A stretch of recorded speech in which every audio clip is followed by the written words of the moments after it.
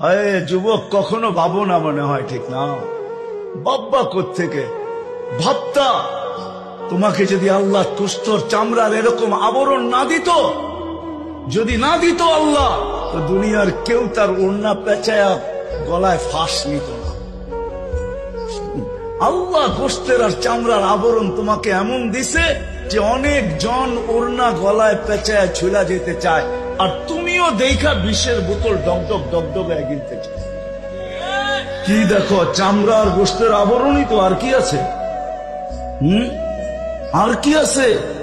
চামড়া আর গোস্তের আবরণই তো। এটা দেখি তো পাগল, ঠিক না? কতজনই তো এই পর্যন্ত জান দিল, ওরে জিজ্ঞাসা করলে তুই জান কেন দিলি? হায় হায়, সত্য এটাই। ওই মজনুর মতোই বলবে। কেউ নাকি মজনুকে বলছিল, লাইলি তো কালো, তুই কি দেখা পাগল হয়েছিস? তোর চোখ দুটা খুইলা আমারে দে, আমার দুটা খুইলা তোর ভিতরে লাগায় লাও, তারপরে তুই দেখবি লাইলি কালো না সুন্দর। সত্য এটাই।